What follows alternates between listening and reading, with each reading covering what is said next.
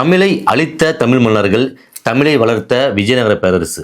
இது நான் சொல்லிங்க, நம்ம விடுதலை சிறுத்தை கட்சிக்காரர் அண்ணன் திருமாவளவன் அவர் சொல்லிட்டு இருக்காங்க. ஏன்னா திடீர்னு பார்த்தா தமிழ் மன்னர்கள் எவனுக்கு நான் மரியாதை தர மாட்டேன் அப்படின்னு சொல்கிறாங்க. இப்போ நான் மீடியா ஃபுல்லாக ட்ரெண்டிங்காக இருக்கிறேன், கடைசியில் டிஎம்கேல எக்ஸ்ட்ரா சீட்டு தரப்பாங்கன்னு நினைக்கிறீங்களா? ஆனால் தரமாட்டாங்க. எப்படி இருந்தாலும் உங்களுக்கு 2 சீட்டு தாங்க. அந்த 2 சீட்டு இப்போலாம் ஜெயிக்கிறது ரொம்ப கஷ்டமாகி போயிடும். மொத்தத்தில் என்ன தான் நினச்சி பேசிட்டு இருக்கான்னு தெரியல. திடீர்னு பிரதமர் ராஜேந்திர சோழன் அவருடைய சிலை திறப்பு விழாவுக்கு வந்தாருங்களா, வழிபாடு செஞ்சுட்டு 2 சிலை திறக்க போகிறேன்னு சொல்லியிருக்கிறாரு.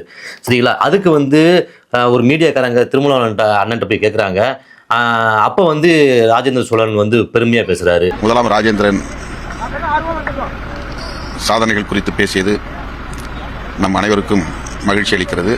அவர் தான் போனட்டே சொன்னார், மன்னர்கள் எவனுமே நான் மரியாதை தர மாட்டேன், ஏன்னா அவங்கள தமிழர்கள் கிடையாது அப்படின்லாம் சொல்லி பேசுகிறாரு. மொத்தத்தில் நமக்கு ஒரு வரலாறு தெரிஞ்சிருந்து இப்படி பேசுகிறாரு. அவருக்கு வரலாறு தெரிகிற மாதிரி 2009 பிரபாகரன் அண்ணன் இறந்தாருங்களே, அதுக்கப்புறம் காங்கிரஸ் கூட போய் ராகுல் காந்தி அவர் கூட கை குலுக்கிறாரு.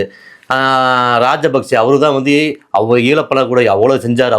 அவரு கூட போய் சேர்ந்து ஃபோட்டோ எடுக்கிறதுல இருந்தேன், அவங்க கூட சேர்ந்து பேசுகிறதுனா இதெல்லாம் நான் கொஞ்சம் ஃபோட்டோஸ்லாம் பின் பண்ணுறேன் பாருங்கள். ஏன்னா இதெல்லாம் பார்க்குறப்ப அண்ணன் என்ன தான் நினச்சிருக்காரு, திடீர்னு மன்னர்களை தப்பாக பேசுகிறது, தமிழை நான் தான் தமிழ், மற்ற எல்லாருமே தமிழர் கிடையாது அப்படின்னு சொல்லி பேசுகிறாரு. திடீர்னு இப்படி பேசுகிறாரு, மாற்றி மாற்றி பேசுகிறதுக்கு என்ன தான் ஆச்சு அவருக்கு? முதல்ல மக்கள் எல்லாருமே பார்த்து தான் இருக்காங்க, கொஞ்சம் பார்த்து பேசுங்க.